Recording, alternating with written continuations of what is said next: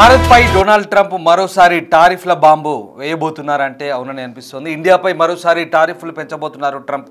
ఇండియాపై ఇప్పటికే టారిఫ్ల మోత భోగించారు Trump. టారిఫ్ల పెంపుపై white house వేదికగా ట్రంప్ సంచలన వ్యాఖ్యలు చేశారు. మరోసారి టారిఫ్లు పెంచొచ్చు అంటున్నారు. భారత్పై ఇంకా పూర్తి స్థాయిలో ఆంక్షల మోత మోగించలేదంటున్నారు. కేవలం 50% మాత్రమే టారిఫ్ విధించామంటూ ట్రంప్ వ్యాఖ్యానించారు. అయితే 100% కూడా పెంచొచ్చు అంటున్నారు. మరో 2-3 విడతల్లో కూడా పెంచే ఛాన్స్ ఉందంటున్నారు. చైనా, భారత్, బ్రెజిల్ సుంకాలతో అమెరికాను చంపేస్తున్నాయంటున్నారు. భారత్ అమెరికాపై అత్యధిక సుంకాలను వేసిందంటూ ట్రంప్ ఎదురుదాడి చేశారు. అందువల్లే అమెరికా భారత్తో ఎక్కువగా వ్యాపారం చేయలేకపోయిందంటున్నారు. కానీ భారత్ మాత్రం అమెరికాతో వ్యాపారం చేసిందంటూ ట్రంప్ వ్యాఖ్యానిస్తున్న పరిస్థితి. ట్రంప్ టారిఫ్లపై భారత్తో పాటు అమెరికాలో తీవ్ర విమర్శలు వస్తున్నాయి. ట్రంప్ తీరును అమెరికా ఆర్థిక నిపుణులు తప్పుపట్టిన పరిస్థితి. మొత్తం మీద సొంత దేశంలోనే ఓవైపు ఏకంగా డెమోక్రాట్లు తమ విదేశాంగ విధానానికి సంబంధించి వెలువరిచిన ఒక ప్రకటనలో భారత్ లాంటి మిత్ర దేశాలను దూరం చేసుకోవడం మంచిది కాదంటూ వ్యాఖ్యానించారు, ప్రకటన విడుదల చేశారు. అలాగే మరోవైపు మాజీ దౌత్యవేత్తలు అలాగే అమెరికాలో ఉన్నటువంటి ఆర్థిక నిపుణులు కూడా ట్రంప్ వైఖరిని తప్పడుతున్నారు. కేవలం ట్రంప్ వ్యక్తిగత అక్కస్తోనే తనకు పాకిస్తాన్ ఇండియా విషయంలో తాను సంధి కుదిర్చానంటూ చేసిన అంశాలను భారత్ కొట్టివేయడంతో తనకు నోబెల్ బహుమతి దూరమైందని కేవలం ఒక వ్యక్తిగత కక్షతోనే భారత్పై అసమంజసమైనటువంటి టారిఫ్లు విధిస్తున్నారంటూ వీళ్ళంతా కూడా మండిపడుతున్న పరిస్థితి. సో మొత్తం మీద అమెరికా అధ్యక్షుడు డొనాల్డ్ ట్రంప్ భారత్కి అయితే మరొకసారి షాక్ ఇచ్చేందుకు సిద్ధమైనట్టు తెలుస్తోంది. ఇప్పటికే రష్యా నుంచి చమురు కొనుగోలు చేస్తున్న భారత్పై ఉత్పత్తుల విభాగంలో 50% టారిఫ్ విధించారు. ఇప్పుడు అదే బాటలో సేవల విభాగంపై కూడా టారిఫ్లు విధించేందుకు సిద్ధమవుతుంది. ఇక వాణిజ్యపరంగా భారత్పై మరింత ఒత్తిడి తెచ్చేలా ట్రంప్ ప్రయత్నాలు చేస్తున్నారు. ఇప్పటికే భారత ఎగుమతులపై భారీ సుంకాలు విధించిన ట్రంప్ ప్రభుత్వం ఇప్పుడు భారత ఐటీ సేవలు, విదేశీ రిమోట్ వర్కర్లపై సుంకాలు విధించబోతోంది. అందుకు ఊతమిచ్చేలా అమెరికా ట్రేడ్ అండ్ మ్యానుఫ్యాక్చరింగ్ సలహాదారు పీటర్ నవారు అన్ని అవుట్సోర్సింగ్ సేవలపై టారిఫ్ విధించాలనే అభిప్రాయాన్ని వ్యక్తం చేయడం ఇందుకు బలం చేకూరుస్తుంది. దీంతో విదేశీ సేవలపై కూడా వస్తువుల్లాగే టారిఫ్ విధించాలనే ఆలోచనలో ట్రంప్ ప్రభుత్వం ఉన్నట్టు అంతర్జాతీయ మీడియా కథనాలు అయితే చెప్తున్నాయి. సో మొత్తం మీద ఈ విధానాలు అమలైతే కనుక అమెరికా కంపెనీలు అవుట్సోర్సింగ్ ఖర్చులు పెరగడంతో పాటు భారత్ సంబంధిత కంపెనీలతో కుదుర్చుకునే కాంట్రాక్టుల విషయంలో వెనక్కి తగ్గుతాయి. సో ప్రాజెక్టుల ఆలస్యం, లాభాల తగ్గుదల, సరఫరా చైన్ ఏదైతే ఉందో దీనికి అందరూ కూడా డిస్టర్బ్ అవుతుంది. సో ఇదైతే భారత ఐటీ కంపెనీలు అమెరికా ఆధారిత వ్యాపారాన్ని కోల్పోయే ప్రమాదం ఉందని నిపుణులు అయితే హెచ్చరిస్తున్నారు. సో భారత్ నుంచి అమెరికాకు వెళ్ళే ఇంజనీర్లు, కోడర్లు, ఐటీ కన్సల్టెంట్లు, విద్యార్థులు ఎక్కువ మంది వెళ్తుంటారు. So Infosys, TCS, Wipro, HCl వంటి సంస్థలు H1B వీసాల మెయిన్ స్పాన్సర్లు. సో ఈ వీసాల ద్వారా అమెరికాలో పనిచేసే ఛాన్స్ అయితే దొరుకుతుంది. కానీ ఇప్పుడు ఈ H1B వీసా వ్యవస్థ పునరుద్ధరించేందుకు ట్రంప్ ప్రభుత్వం ప్రణాళికలు అయితే రూపొందిస్తోంది. సో ఈ పరిణామాలు భారత్ తన ఐటీ రంగాన్ని విస్తరించేందుకు, వివిధ దేశాలతో వ్యాపార సంబంధాలు పెంచుకునేందుకు, అమెరికా ఆధారాన్ని తగ్గించేందుకైతే ప్రణాళికలు రూపొందించాల్సిన అవసరాన్ని మనకి ఇక్కడ సూచిస్తున్నాయి. సో ట్రంప్ పాలనలో భారత ఐటీ రంగం ఎదుర్కొంటున్న సవాళ్ళు భవిష్యత్తులో ప్రపంచ వాణిజ్య దృశ్యాన్ని మలుపు తిప్పే ఛాన్స్ అయితే ఉన్నట్టుగా నిపుణులు చెప్తున్నారు. సో మొత్తం మీద డొనాల్డ్ ట్రంప్ అయితే ఇక భారత్పై ఎదురుదాడి చేస్తున్నారు విచిత్రంగా. సో భారత్ టారిఫ్ల విషయంలో ట్రంప్ మళ్ళీ అదే పాత పాట వాడుతున్నారు.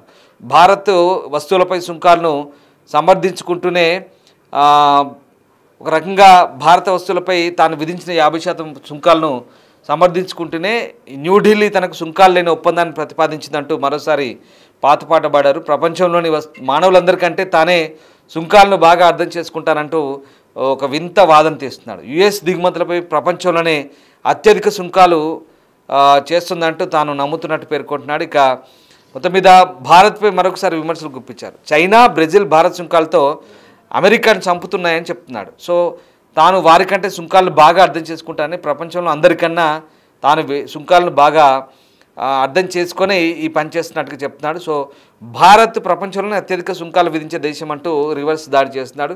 సో భారత్ ఇక నుంచి అమెరికాపై ఎటువంటి సుంకాలు విధించలేదంటూ ట్రంప్ వ్యాఖ్యానిస్తున్నాడు. ఇక మళ్ళీ పాత పాట పాడుతున్నాడు. ఇది కొత్త ఏం కాదు, గతంలో కూడా ఇలాంటి వ్యాఖ్యలు చేశాడు.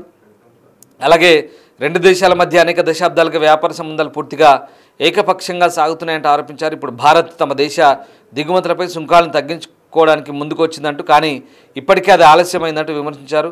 భారత్తో అమెరికా చాలా తక్కువ వ్యాపారం చేస్తుందన్నారు, కానీ భారత్ తమతో భారీగా వ్యాపారం చేస్తుందంటూ తెలిపారు. సో ఒక్క మాటలో చెప్పాలంటే అమెరికాకు భారీ మొత్తంలో వస్తువులను విక్రయిస్తుంది, కానీ ఎక్కువ ధరలకు ఎక్కువ ట్యాక్సులు వేస్తుంది భారతి అంటూ రివర్స్గా ఆయన మాట్లాడుతున్నారు. సో యుఎస్నే భారత్ అతిపెద్ద క్లయింట్. సో ఆ రకంగా యుఎస్ భారత్కు పెద్ద క్లయింట్ కాబట్టి ఇప్పటివరకు ఇరు దేశాల మధ్య దీర్ఘకాలిక ఉన్న వ్యాపార సంబంధాలు పూర్తిగా ఏకపక్షంగానే ఉన్నాయి. ఎందుకంటే భారత్ ఇప్పటివరకు యుఎస్ దిగుమతులపై ఎక్కువ సుంకాలు విధించింది. అందుకే యుఎస్ ఉత్పత్తులు తక్కువగా భారత్కు ఎగుమతి చేస్తున్నాం. అలాగే భారత్ సుంకాల విధానం కారణంగా అమెరికా కంపెనీలు అక్కడ వ్యాపారాలు చేయలేకపోతున్నాయి. ఇది పూర్తిగా ఏకపక్ష విపత్తు అంటూ ట్రంప్ విమర్శించారు. ఇంకా భారత్ చమురు సైనిక ఉత్పత్తులను రష్యా నుంచి కొనుగోలు చేస్తుంది, అమెరికా నుంచి చాలా తక్కువ కొనుగోలు చేస్తుంది. భారతీయ దిగుమతులపై అమెరికా సుంకాలు విధించడంతో ఇప్పుడు వారు తమ సుంకాలను తగ్గించుకుంటామంటూ ప్రతిపాదించారు. కానీ ఇప్పటికే ఆలస్యమైంది. సో వారు కొన్ని ఏళ్ల ముందే అలా చేసి ఉండాలంటూ ట్రంప్ చేసిన వ్యాఖ్యలు అయితే హాస్యాస్పదంగా ఉన్నాయి. సో మొత్తం మీద ట్రంప్ వ్యాఖ్యలు మొదటి నుంచి కూడా హాస్యాస్పదంగానే మారుతున్నాయి. సో ఇటీవల ఈ సుంకాల విషయంలో ట్రంప్కి అయితే ఎదురుదెబ్బ తగిలింది. సుంకాలు అయితే చట్టవిరుద్ధమంటూ అమెరికా ఫెడరల్ అప్పీల్స్ కోర్టు తీర్పునిచ్చింది. ఆర్థిక విధానాలను ట్రంప్ అతిక్రమించి అధికంగా టారిఫ్లు పెంచినట్టు చెప్తున్నారు. సో భారత్తో సంబంధాలు, టారిఫ్ వంటి విషయాలు ట్రంప్ తీసుకున్న వైఖరిపై అటు అమెరికా రాజకీయ నేతలు, మాజీ అధికారులు కూడా విమర్శలు చేస్తున్నారు. సో అటు పాకిస్తాన్తో కుటుంబ వ్యాపార ఒప్పందం కోసం భారత్ స్నేహాన్ని అమెరికా అధ్యక్షుడు డొనాల్డ్ ట్రంప్ త్యాగం చేశారని అమెరికా మాజీ భద్రతా సలహాదారు జేక్ సులేవాన్ వ్యాఖ్యానించారు. సో మొత్తం మీద ఇది అసలు వ్యవహారం ఏంటంటే భారత్తో ఈ 2 దశాబ్దాల సంబంధాలు తెంచుకోవడానికి WLF అని ఉంటుంది ఒకటి, ఆ సంస్థ. అందులో ట్రంప్ కొడుకులు, ట్రంప్ అల్లుడు కూడా భాగస్వామి. సో ఏకంగా డొనాల్డ్ ట్రంప్ ఇంటి సంస్థ అది. సో దాంతో పాకిస్తాన్ క్రిప్టో కరెన్సీకి లింకులు. సో వాళ్ళు బిజినెస్ చేస్తున్నారు.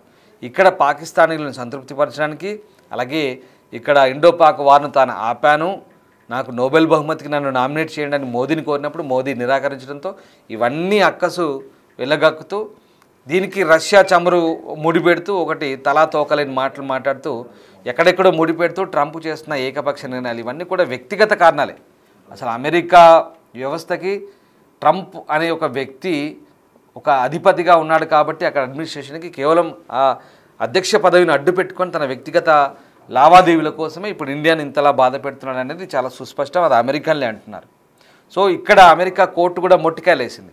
నువ్వు ఆర్థిక అధికారాలను అడ్డు పెట్టుకొని పెత్తనాలు ఏంటి, అసలు అసమంజసం ఒక్కటి కూడా సహేతుకంగా లేవు నువ్వు చేసే పనులంటూ కూడా అక్కడ కోర్టు కూడా చెప్తుంది. అయినా కూడా కోర్టును కూడా ధిక్కరిస్తున్నారు. సో ఇది ట్రంప్ పరిస్థితి. ముందు తేలబోతుంది. భారత్ ఏమంతా చూస్తూ ఊరుకోదు. ఏ రకంగా ఉండబోతుంది, ఎలాంటి పరిస్థితులు తలెత్తాయి అనేది ముందు ఆ పర్యవసానాలు ఏంటో వేచి చూడాల్సింది.